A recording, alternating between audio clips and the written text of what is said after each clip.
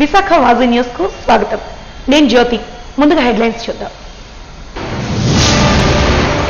ప్రపంచంలో ఎక్కడా లేని విధంగా ఆంధ్రప్రదేశ్లో ఆర్థిక భరోసా కల్పిస్తున్న ఘనత కూటమి ప్రభుత్వానిదే. విజయనగరం పింఛన్ల పంపిణీలో సీఎం చంద్రబాబు వెల్లడి.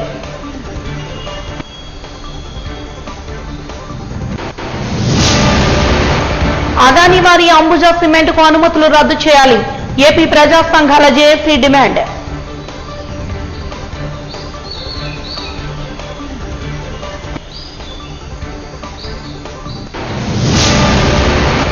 బీచ్ రోడ్ లో గురు శుక్రవారాల్లో ఖాదీ సంత విజయవంతం చేయాలని బీజేపీ నేతల విజ్ఞప్తి.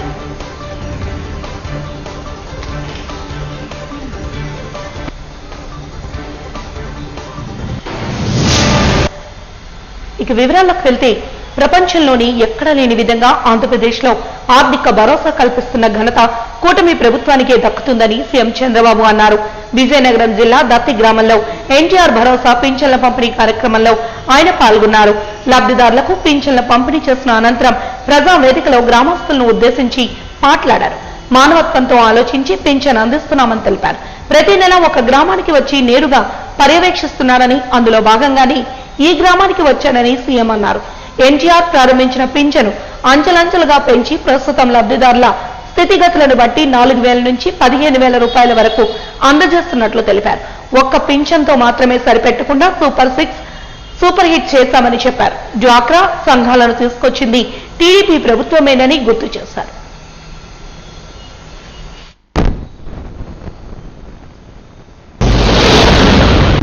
మొట్టమొదటిసారిగా దసరా శుభాకాంక్షలు.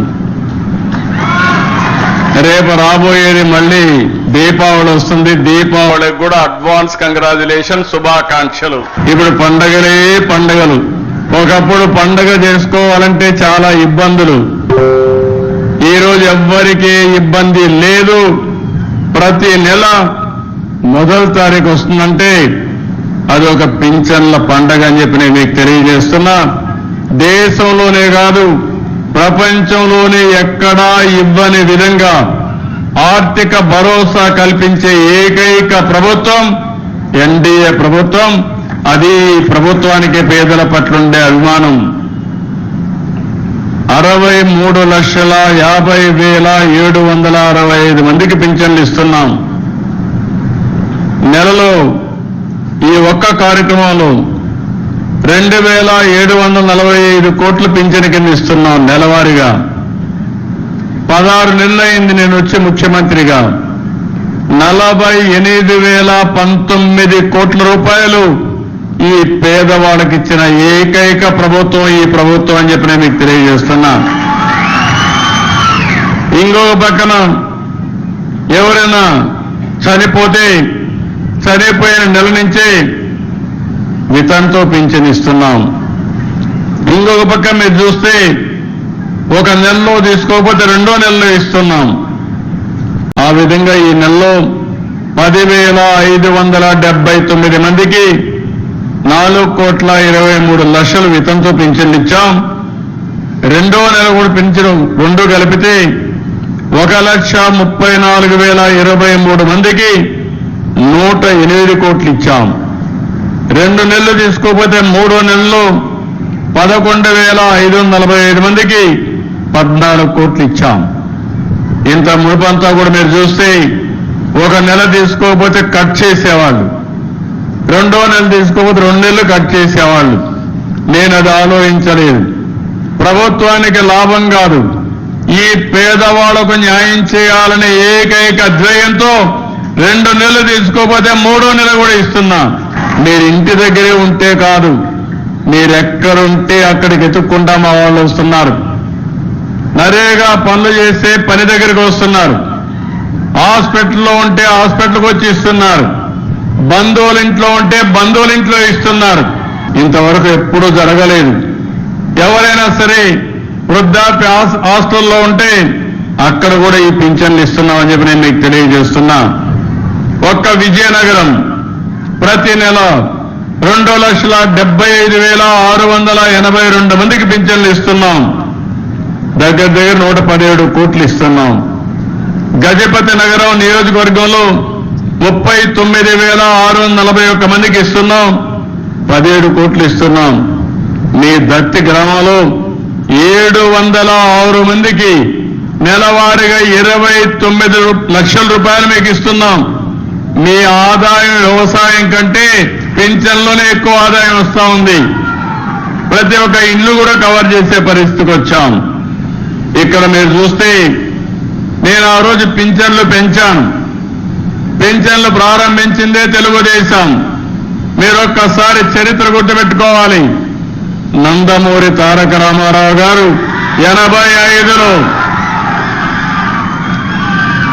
30 రూపాయలతో ప్రారంభించిన పింఛన్ ఇది. నేను 95లో ముఖ్యమంత్రి అయినప్పుడు 75 రూపాయలు చేశా. మళ్ళీ 2014లో ముఖ్యమంత్రి అయినప్పుడు 1000 రూపాయలు చేసి 2000 చేశా. 200ని 2000 అంటే దగ్గర 10 రెట్లు పెంచిన ఏకైక ప్రభుత్వం ఆ రోజు తెలుగుదేశం ప్రభుత్వం. విజయాలకు ప్రతీకగా విజయదశమి పర్వదినం నిలుస్తుందని ప్రజాపిత బ్రహ్మకుమారి ఈశ్వరీయ విశ్వవిద్యాలయ ప్రతినిధి వికే రామేశ్వరి అన్నారు. డబ్బా గార్డెన్స్ ప్రెస్ క్లబ్ లో జర్నలిస్టుల కోసం ప్రత్యేకంగా దసరా వేడుకలను ఘనంగా నిర్వహించారు. ఈ సందర్భంగా ఆమె మాట్లాడారు. విజయదశమి అంటేనే చెడుపై మంచి సాధించిన విజయంగా పురాణ ఇతిహాసాలు చెబుతున్నాయన్నారు. పాండవులు, రాముడు తదితర దేవతామూర్తులు ఎందరో విజయదశమి రోజున జమ్మి చెట్టును ఆరాధించి ఎన్నో గొప్ప విజయాలు సాధించారని గుర్తు చేశారు. నవదుర్గలు అత్యంత శక్తివంతులని ఆ మహిషాసురుని వధించి రాక్షస సంహారం గావించారన్నారు. అందువల్ల దేశవ్యాప్తంగా దసరా రోజున రావణ దహనం కార్యక్రమాన్ని నిర్వహించడం జరుగుతుందని తెలిపారు. గురువారం సాయంత్రం జీవీఎంసీ గాంధీ పార్క్ లో రావణ దహన కార్యక్రమాన్ని నిర్వహిస్తున్నట్టు వెల్లడించారు. ఓం శాంతి. మన పవిత్ర పుణ్య భారతదేశంలో 360 రోజులు జరుపుకునేటువంటి పర్వదినాల్లో విశేషంగా శరన్నవరాత్రుల పేరుతో దేవీ నవరాత్రులు మనమందరం కూడా ఎంతో భక్తితోటి ఆహ్వానించి పూజిస్తూ ఉంటాం. ఇందులో ఈ జగత్తంతా కూడా ఒక శక్తిమయమని, ఆ శక్తిని జాగృతం చేయడం కోసమే ఈ 9 రోజులు మనం విశేషంగా ఒక్కొక్క రూపంలో దేవిని అలంకరించి పూజించి ఆ వ్రతఫలాన్ని సిద్ధింపజేసుకోవడానికి మనం ఈ విజయదశమి పండుగను చాలా ఎంతో ఉత్సాహ ఉల్లాసాలతో జరుపుకుంటూ ఉంటారు. ఈ విజయదశమి నాడు పూర్వకాలంలో అయితే చాలా రకాలుగా ఆచార సంప్రదాయాలు ఉండేవి. అవన్నీ ఈరోజు పేరుకి కూడా ఉత్తరాంధ్ర భక్తుల ఇలవేల్పు కోరిన కోర్కెలు తీర్చే కల్పవల్లి కొంగు బంగారం బురుజుపేటలో కొలువై ఉన్న శ్రీ శ్రీ కనక మహాలక్ష్మి అమ్మవారి శరన్నవరాత్రి మహోత్సవాలు వైభవంగా కొనసాగుతున్నాయి. ఉత్సవాల్లో భాగంగా అమ్మవారు రోజుకు అలంకరణలో భక్తులకు దర్శనమిస్తున్నారు. అందులో భాగంగా భక్తులు అమ్మవారిని బుధవారం మహాలక్ష్మి అలంకరణలో దర్శించుకున్నారు. ఆలయ అర్చకులు భక్తుల సమక్షంలో అమ్మవారి విగ్రహమూర్తిని అన్ని రకాల కూరలతో శాకాంబరి దేవిగా అలంకరించారు. అమ్మవారి అలంకరణలో శ్రీదేవి నవరాత్రుల విశిష్టతను ఆలయ వేద పండితులు వివరించారు.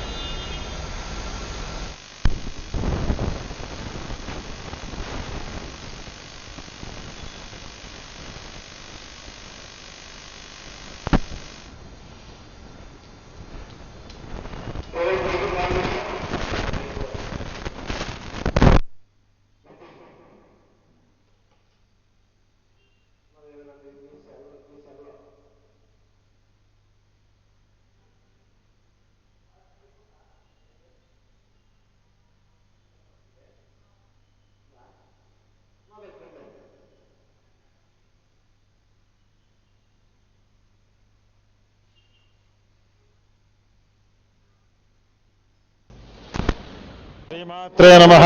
శ్రీ కనక మహాలక్ష్మీదేవియై నమః. శరన్నవరాత్రి సందర్భంగా నేటి రోజున 9వ రోజు మహానవమి. ఈ మహానవమి అత్యంత పర్వదినము. నేటితోటి నవరాత్రులు పూర్తయి అమ్మవారు విజయాన్ని సాధిస్తున్నటువంటి శుభ సందర్భం. ఈ శుభ సందర్భంలో అమ్మవారిని మహాలక్ష్మి అలంకరణ చేసి శాకంభరి అంటే అనేక విధములైనటువంటి కూరల చేత అలంకరణ చేసి సహస్రనామార్చన చేయడం జరిగింది. ఈ రూపకంగా ఉన్నటువంటి మహాలక్ష్మి కనక మహాలక్ష్మి అమ్మవారిని దర్శించడం వల్ల సకల సస్య సమృద్ధి కలుగుతుంది అని ఈ కార్యక్రమములతో పాటుగా శ్రీచక్ర నవావరణార్చన మహాలక్ష్మి హోమాదులు జరిగినాయి. వచ్చినటువంటి భక్తులు 50 మంది కూడా అత్యంత సంతృప్తికరంగా చేసినటువంటి ఏర్పాట్లు చూసి చాలా సంతృప్తి చెంది అమ్మవారికి అత్యంత భక్తి ప్రపత్తులతో మోకరిల్లి అమ్మవారి తీర్థప్రసాదములు తీసుకుంటున్నారు. చంద్రబాబు నాయకత్వంలో మరోసారి పెట్టుబడులు పెద్ద ఎత్తున వస్తున్నాయని టీడీపీ జిల్లా అధ్యక్షులు గండి బాబ్జీ తెలిపారు. జిల్లా టీడీపీ కార్యాలయంలో జరిగిన పార్టీ నాయకుల సమావేశంలో ఆయన మాట్లాడారు. కూటమి ప్రభుత్వం జీఎస్టీ సంస్కరణలు చేయడంతో ప్రజలు ఏ విధంగా లబ్ధి పొందుతారో తెలియజేసేందుకు పార్టీ శ్రేణులను సన్నద్ధం చేయడమే ఈ సమావేశ ముఖ్య ఉద్దేశమన్నారు. సూపర్ జీఎస్టీ సూపర్ సేవింగ్ పేరిట విశాఖలో సెప్టెంబర్ 26 నుంచి ఈ నెల 19 వరకు వాడవాడల కార్యక్రమాన్ని నిర్వహిస్తున్నామని వెల్లడించారు. వాణిజ్య కేంద్రాలు వ్యాపారులకు జీఎస్టీ ప్రయోజనాలు తెలియజెబుతామని తెలిపారు.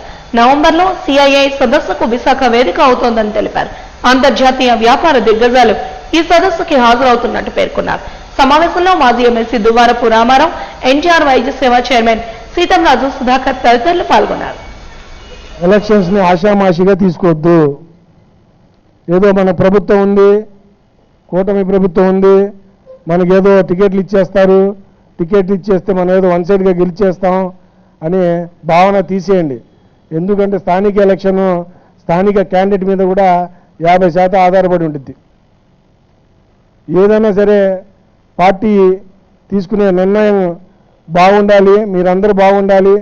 రేపు జరిగే కార్పొరేషన్ ఎలక్షన్ కానీ స్థానిక ఎలక్షన్లు కానీ దిగ్విజయంగా ముందుకు వెళ్ళాలంటే మనం నిత్యం ప్రజల్లో ఉండాలి. అలా ఉంటే తప్ప ప్రజలు మనల్ని గుర్తించరు. ఎందుకంటే పార్టీని నాయకుడిని ఎప్పుడు ప్రజలు గుర్తుపెట్టుకుంటారు. నారా చంద్రబాబు నాయుడు గారు ప్రతిరోజు తిరుగుతున్నారు. ఆయన తిరిగే దాంట్లో 10% కూడా తిరగట్లా మనం.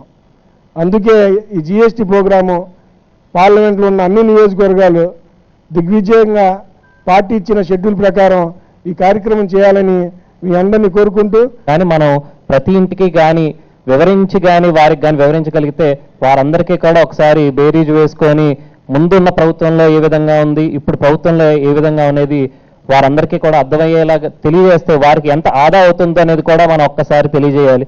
ఈరోజు మనం కానీ చూస్తే ఉన్న స్లాబులు కాస్త తగ్గించడం జరిగింది. అదేవిధంగా నిత్యావసర సరుకులు ఏవైతే ఉన్నాయో మనందరం వాడేవి షాంపూల దగ్గర నుండి సబ్బుల వరకు వాటన్నిటి మీద కూడా 10% పైగా తగ్గి, అదేవిధంగా ద్విచక్ర వాహనాలు కానివ్వండి, అదేవిధంగా కార్లు కానివ్వండి, వాటన్నిటి మీద కూడా ఈరోజు 10% తగ్గడం జరిగింది. ఫ్రిడ్జ్లు కానివ్వండి, టీవీలు కానివ్వండి, కొనుక్కునే ప్రతి ఉపకరణం మీద కూడా ఈరోజు మనం ట్యాక్స్ సేవింగ్స్ అనేది కనీసం ఒక 10% ఈరోజు మనందరం కూడా ఇప్పుడు ఉన్నటువంటి దసరా సేల్లోనే మనందరికీ కూడా స్పష్టంగా కనిపిస్తూ ఉంది.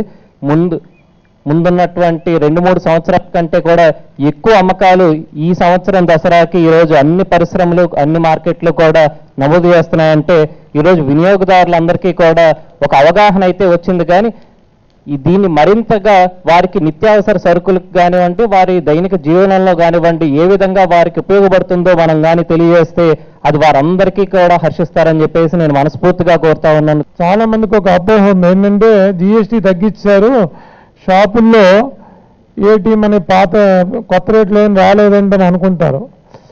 ఈ ప్రొడక్షన్ అనేది కంటిన్యూస్ ఫినామినా. ఈ ప్రొడక్షన్ ఫ్యాక్టరీలో ఇప్పుడు సపోజ్ ఉంది, సుధాకర్ అనే ఫ్యాక్టరీ ఉంది, నేను తయారు చేసేది రోజు తయారు చేస్తాను. ఇది కంటిన్యూస్ కాస్టింగ్. ఇది తయారు చేస్తే ప్యాకింగ్ అవుద్ది, డిస్ట్రిబ్యూషన్ అవుద్ది. బాబ్జీ గారికి రామారావు గారికి ఈందో రాష్ట్రం ఆయనదో రాష్ట్రం అమ్మేస్తాం. మనం అమ్మేస్తే మనం బండి వెళ్ళాలంటే లోడు ఈవే బిల్ తీయాలి, ఇన్వాయిస్ కట్ చేయాలి. ఈ రెండు కట్ చేయాలంటే ఏదో రేటు ప్రకారం కట్ చేయాలి కదా. ఆ రోజు ఏ రేటు ఉందో ప్రభుత్వం ఆ రేటు ప్రకారం మనం ఇన్వాయిస్ కటింగ్ చేస్తాం. సో పాత రేటు ప్రకారం నెల రోజులు నెలన్నర సరిపడా సరుకులు ముందుగానే ఫ్యాక్టరీలో ప్రొడ్యూస్ అవుతాయి. సూపర్ జిఎస్టీ సూపర్ సేవింగ్స్ ఈ కార్యక్రమం మీద మన ఎన్డీఏ ప్రభుత్వం కేంద్ర ప్రభుత్వం సహకారంతో మరి ఈవేళ జిఎస్టీ రేట్లు తగ్గడం మీ అందరికీ తెలిసిందే. ఈ సందర్భంగా ఏదైతే ఈవేళ ఈ జీఎస్టీ తగ్గుదల వల్ల మన రాష్ట్ర ప్రజలకి ఎంత మేర ప్రయోజనం కలుగుతుందో ఆ ప్రయోజన విషయాలన్నీ కూడా ప్రజలకు తెలియజేయాలనే ఉద్దేశంతో మన ప్రభుత్వం ప్రజల మధ్యలోకి ఈ ప్రయోజనాలు తెలియజెప్పే కార్యక్రమాన్ని ఏర్పాటు చేయడం జరిగింది. దీంట్లో మొదటి దశలో భాగంగా సెప్టెంబర్ 26 నుంచి ముఖ్యంగా సిటీలో అయితే వార్డు అధ్యక్షులు, క్లస్టర్స్, యూనిట్ మెంబర్సు, బూత్ అధ్యక్షులు వీళ్ళు ప్రచారం చేయాలని, రెండవ దశలో ఎమ్మెల్యేలు, మంత్రులు, ఇన్ఛార్జీలు వాళ్ళు ప్రచారం చేయాలని, ముఖ్యమైన కోడల్లో సమావేశాలు పెట్టాలని, మరి అట్లాగే ఎక్కడైతే మనకి వాణిజ్య కేంద్రాలు ఉన్నాయో, వాణిజ్య సముదాయాలు ఉన్నాయో అక్కడ కూడా వాణిజ్య వర్గాలతో సమావేశాలు ఏర్పాటు చేసి ఈ జీఎస్టీ తాలూకా ప్రయోజనాలను తెలియజెప్పాలని. విశాఖలో అదానీ గ్రూప్ వారి అంబుజా సిమెంట్ గ్రైండింగ్ యూనిట్ ను రద్దు చేసి ప్రజాభిప్రాయ సేకరణను వెంటనే నిలిపివేయాలని ఏపీ ప్రజా సంఘాల జేఏసీ అధ్యక్షులు జేటీ రామారావు కోరారు. ఈ మేరకు కలెక్టరేట్ లో అధికారులకు వినతి పత్రాన్ని అందజేశారు. ఈ సందర్భంగా ఆయన మాట్లాడారు. గుజరాత్, హర్యానా, తెలంగాణలో అదానీ గ్రూప్ సిమెంట్ పరిశ్రమలు మూతపడుతున్నా ఏపీలో మాత్రం పోలీస్ పహారాలో జనావాసాల మధ్య ఎందుకు ఏర్పాటు చేస్తున్నారని ప్రశ్నించారు. కేవలం గుజరాత్ ప్రభుత్వ అనుమతులను బూచిగా చూపి ఏపీలో పరిశ్రమలు పెట్టడానికి ఏ రకంగా ముందుకు వస్తారని కూడా ప్రశ్నించారు. ఈ పరిశ్రమకి ఇస్తున్న అనుమతులు రద్దు చేసి గాజువాక, పెదగంట్యాల పరిసర ప్రాంతాల ప్రజలను మరింత కాలుష్య కాసారంలోకి నెట్టవద్దని ఆయన డిమాండ్ చేశారు.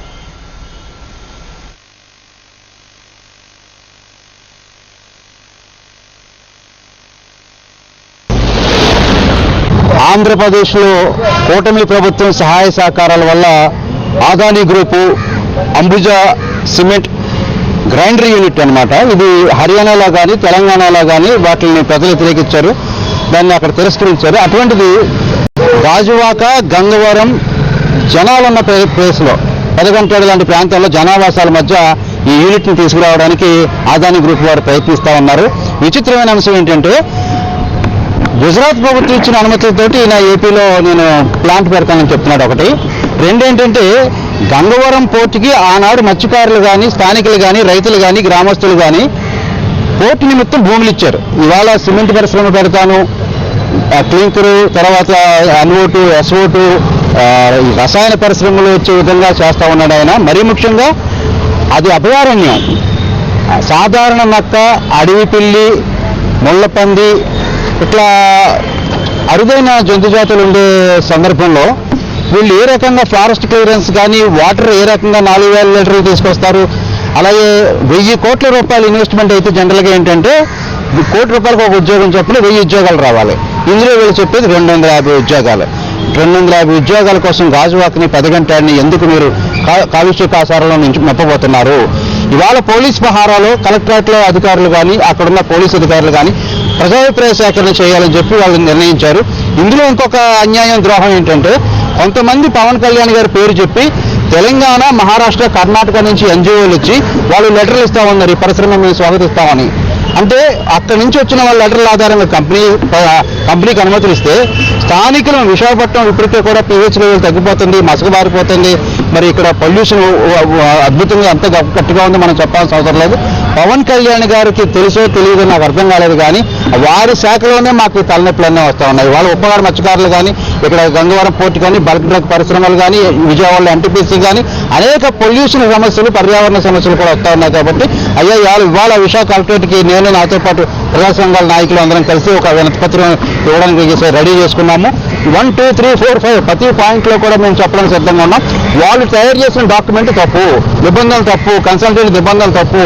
అది భూముల విషయంలో కానీ, రైతుల విషయంలో కానీ, ప్రజల విషయంలో కూడా ఇవన్నీ తప్పులు జరుగుతూ ఉన్నాయి. కాబట్టి గంగవరం పోర్టు దానికే పెద్ద పర్యావరణ ఇబ్బందులు ఉన్నాయి. మళ్ళీ మీరు సిమెంట్ పరిశ్రమ ఏ రకంగా తీసుకొస్తారని సమస్య. కానీ నగర శివారికి ఎక్కడన్నా పెట్టుకోండి. బయటికి ఎస్సీజెడ్లు ఇచ్చారు, దువ్వాడ ఎస్సీజెడ్లు ఇచ్చారు, బయట ఎస్సీజెడ్లు ఉన్నాయి, పరవాడ ఎస్సీజెడ్ ఉంది. అక్కడ వదిలేసి ఈ గ్రామస్తుల జనావాసాలలో పెట్టడానికి సమంజసం కాదని చెప్పి దీనికి ఇస్తున్న అనుమతులు రద్దు చేయాలని, పర్యావరణ అనుమతులు కూడా చేయకుండా అలాగే ప్రజాప్రాయ శాఖను కూడా నిలిపివేయాలని చెప్పి నేను కోరుతా ఉన్నాను. వన్ టౌన్ కురుప మార్కెట్ సమీప శ్రీ కన్యకా పరమేశ్వరి ఆలయంలో శ్రీదేవి శరన్నవరాత్రుల ఉత్సవాలు ఘనంగా కొనసాగుతున్నాయి. అందులో భాగంగా అమ్మవారు ఒక్కో రోజు ఒక్కో అలంకరణలో భక్తులకు దర్శనమిస్తున్నారు. 10వ రోజైన బుధవారం అమ్మవారు అలివేలు మంగమ్మ పద్మావతి అలంకరణలో భక్తులకు దర్శనమిచ్చారు. తెల్లవారుజామున అమ్మవారి మూల విరాట్కు పాలు, పెరుగు, గంధం, పసుపు, కుంకుమ, సుగంధ ద్రవ్యాలు, వివిధ రకాల పండ్ల రసాలతో కలిపి మొత్తం 108 ద్రవ్యాలతో ప్రత్యేక అభిషేకాన్ని నిర్వహించారు. అనంతరం అమ్మవారిని అలివేలు మంగమ్మ పద్మావతి రూపంలో అలంకరించి భక్తులకు దర్శన భాగ్యాన్ని కలిగించారు. 108 స్వర్ణ కమలాలతో అర్చన చేశారు.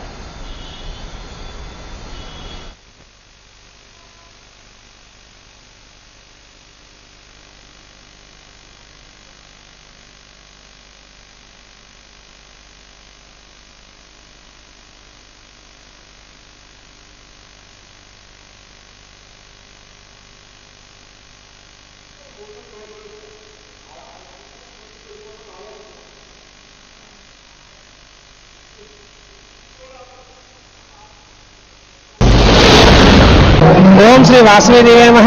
మా దేవాలయంలో శరన్నవరాత్రులు అత్యంత వైభవంగా చేస్తున్నాం. ఈరోజు 10వ రోజు సందర్భంగా మా అమ్మవారిని అలివేలు మంగమ్మ పద్మావతి అమ్మవారిని అలంకరించడం జరిగిందండి. పద్మావతి అమ్మవారికి ఇష్టమైనటువంటి కలవ పూలతో, సువర్ణ కమల పూలతో పూజ చేయడం జరిగింది. అదేవిధంగా తెల్లవారుజాము 4 గంటలకి పంచామృతాలతోని పళ్ళరసాలతోని అభిషేకం చేసి అమ్మవారికి ఇష్టమైనటువంటి తొక్కుడు లడ్డు నైవేద్యం పెట్టి అమ్మవారికి వచ్చిన అందరు మహిళల చేత కూడా కోటి కుంకుమార్చన అనే కార్యక్రమం కూడా చేస్తున్నామండి. కాబట్టి భక్తులు వస్తున్నాం, అమ్మవారి దర్శనం చేసుకుని వెళ్తున్నారండి. అదేవిధంగా రేపు అమ్మవారిని విజయ దుర్గాదేవికి అలంకరిస్తున్నాం. సాయంత్రం మన అమ్మవారికి ఇష్టమైన చండీ హోమాలు, లలిత హోమాలు కూడా చేస్తున్నాం. కాబట్టి భక్తులందరూ వచ్చి అమ్మవారి దర్శనం చేసుకుని వెళ్తారని మరీ మరీ కోరుతున్నామండి. పశ్చిమ మధ్య బంగాళాఖాతంలో అల్పపీడనం ఏర్పడింది. ఇది గురువారం నాటికి పశ్చిమ మధ్య వాయువ్య బంగాళాఖాతంలో వాయుగుండంగా రూపాంతరం చెందనుంది. ఇది శుక్రవారం నాటికి దక్షిణ ఒడిశా, ఉత్తర కోస్తాంధ్ర మధ్య తీరాన్ని దాటే అవకాశం ఉన్నట్టు విశాఖ వాతావరణ కేంద్ర అధికారి తెలిపారు. దీని ప్రభావం వల్ల రాష్ట్రంలో బుధవారం 1-2 చోట్ల మోస్తరు నుంచి భారీ వర్షాలు కురిశాయి. ఉత్తరాంధ్ర, ఉభయ గోదావరి జిల్లాల్లో అక్కడికక్కడ తేలికపాటి నుంచి మోస్తరు వర్షాలు, ఏలూరు, ఎన్టీఆర్, కృష్ణా, గుంటూరు, బాపట్ల జిల్లాల్లో అక్కడక్కడ తేలికపాటి నుంచి మోస్తరు వర్షాలు కురుస్తున్నాయని తెలిపారు. తీరం వెంబడి 45 నుంచి 65 కిలోమీటర్ల వేగంతో ఈదురు గాలులు వీస్తాయని, శనివారం వరకు మత్స్యకారులు వేటకు వెళ్లరాదని సూచించారు.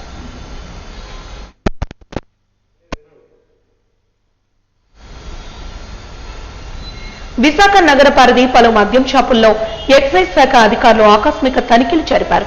వైన్ షాపుల్లో రికార్డులు పరిశీలించారు. అయితే ఎలాంటి అక్రమ నిల్వలు పట్టుపడలేదు. దీంతో ప్రభుత్వ నిబంధనల ప్రకారం మద్యం షాపులు నిర్వహించాలని అధికారులకు, నిర్వాహకులకు సూచించారు.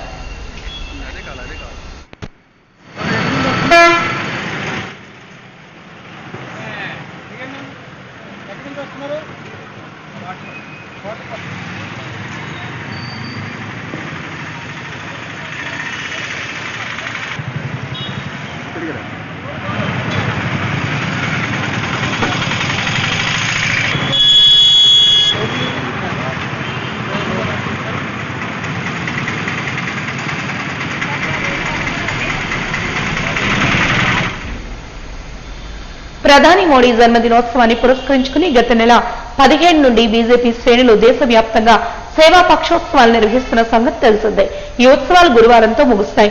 ముగింపు సందర్భంగా గురు శుక్రవారాల్లో బీచ్ రోడ్లో బీజేపీ జిల్లా కమిటీ ఖాదీ సంతను నిర్వహించనుంది. ఈ సంత పోస్టర్ను పార్టీ జిల్లా అధ్యక్షులు పరశురామరాజు అప్పుగర్ పార్టీ కార్యాలయంలో ఆవిష్కరించారు. ఈ సందర్భంగా ఆయన మాట్లాడారు. స్వదేశీ వస్తువుల తయారీదారులను ప్రోత్సహించే ఉద్దేశంతో చేనేత, హస్తకళల స్టాల్స్ తో ఈ సంతను ఏర్పాటు చేస్తున్నట్టు చెప్పారు. ప్రవేశం ఉచితమని నగరవాసులు, సందర్శకులు ఈ సంతను విజయవంతం చేయాలని కోరారు. సమావేశంలో రాష్ట్ర కోశాధికారి ఎం నాగేంద్ర, రాష్ట్ర అధికార ప్రతినిధి సుహాస్ని ఆనంద్ పాల్గొన్నారు. అందరికీ ధన్యవాదాలు.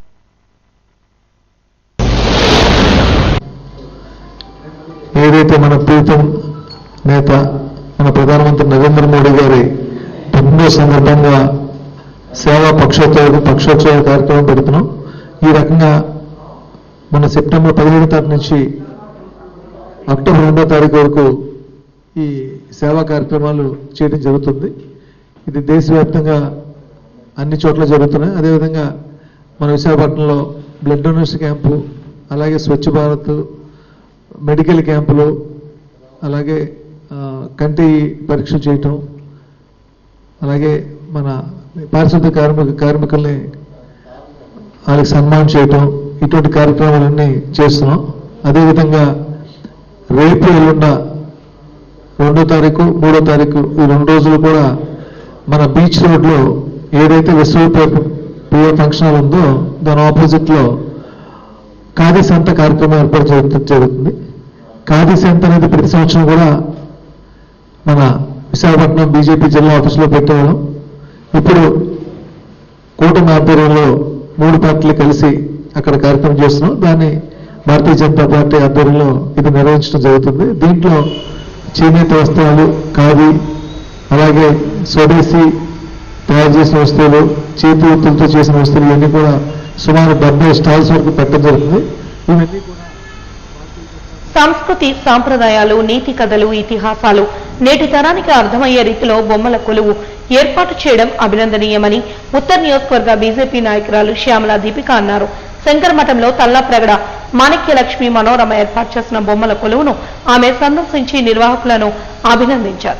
అనంతరం మాట్లాడుతూ శ్రీదేవి శరన్నవరాత్రుల సందర్భంగా ఏర్పాటు చేసిన బొమ్మల కొలువులో వివిధ వృత్తుల, రాజుల, దేవతల, పురాణాల పాత్రలను ప్రతిబింబించే బొమ్మలతో అద్భుతంగా తీర్చిదిద్దారన్నారు. బీజేపీ రాష్ట్ర అధికార ప్రతినిధి సుహాసిని ఆనంద్, నిర్వాహకురాలు మనోరమ మాట్లాడుతూ బొమ్మల కొలువు విశిష్టతను వివరించారు.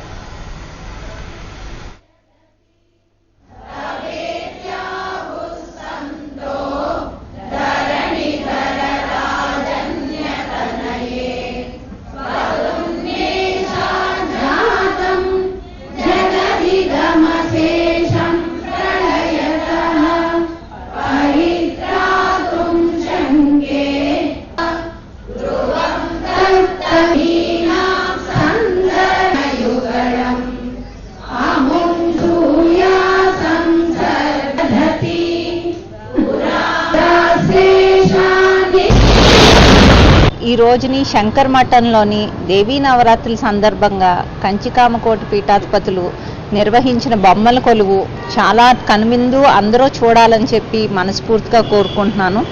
ఈ ట్రెడిషన్ అనేది పోకుండా దసరాలో ఏం చేయాలి, ఏం చేయకూడదు అని చెప్పి దసరా అంటేనే అందరూ కలిసి చేసుకోవాల్సిన పండుగ. అమ్మవారు ఇన్ని రూపాల్లో వచ్చింది. ఏ రూపం అయినా సరే తల్లి ఎలా ఉన్నా సరే తల్లే. తల్లికి ఎప్పుడు పిల్లల బట్ట డిఫరెంట్ భేదాభిప్రాయాలు ఉండవు. తల్లి అందరినీ కూడా సమానంగానే చూస్తుంది.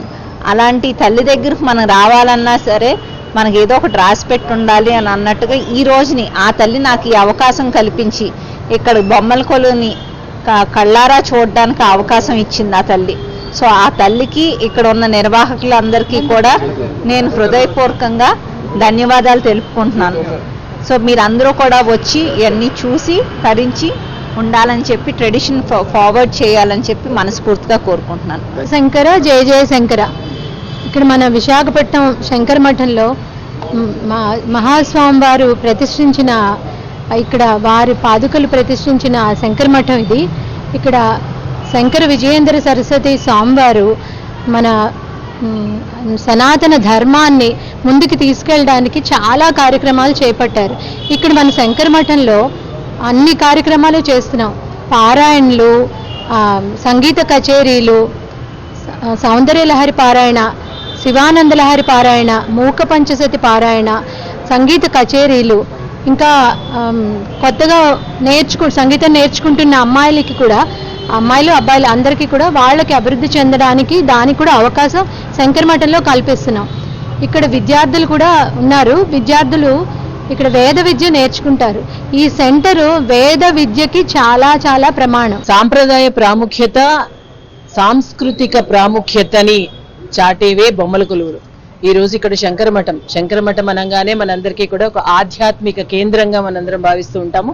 ఇక్కడ పిల్లల చేత మనం ఎప్పుడూ కూడా మన పురాణ ఇతిహాసాలు పుస్తకాల రూపంలో, కథల రూపంలో చదవడము, వినడమే తప్ప చూస్తే ఒక బొమ్మల కొలువులో ఆ ప్రాముఖ్యతని తెలుపుతూ ప్రతి బొమ్మ ఒక ప్రత్యేకత ఉంటుంది.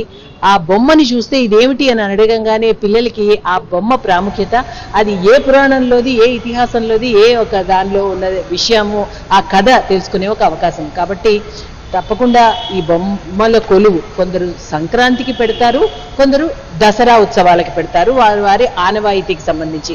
కాబట్టి ఈ 9 రోజులు కూడా ఇక్కడ ఇంత ఘనంగా ఎప్పుడూ కూడా మనకు కళకి కానీ, సాంప్రదాయానికి కానీ, మన ధర్మానికి కానీ ఒక కీలకమైన కేంద్రం ఏదైనా ఉంది అంటే మనకు విశాఖపట్నంలో ఇక్కడ శంకరమఠం. వాజీ న్యూస్ ముగించే ముందు హెడ్లైన్స్ మరొకసారి చూద్దాం. ప్రపంచంలోనే ఎక్కడా లేని విధంగా ఆంధ్రప్రదేశ్లో ఆర్థిక భరోసా కల్పిస్తున్న ఘనత కూటమి ప్రభుత్వానిదే. విజయనగరం పింఛన్ల పంపిణీలో సీఎం చంద్రబాబు వెల్లడి.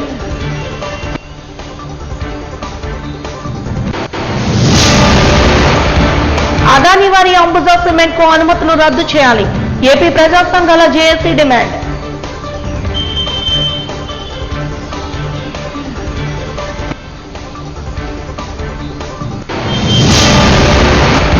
బీచ్ రోడ్ లో గురు శుక్రవారాల్లో ఖాదీ సంత విజయవంతం చేయాలని బీజేపీ నేతల విజ్ఞప్తి.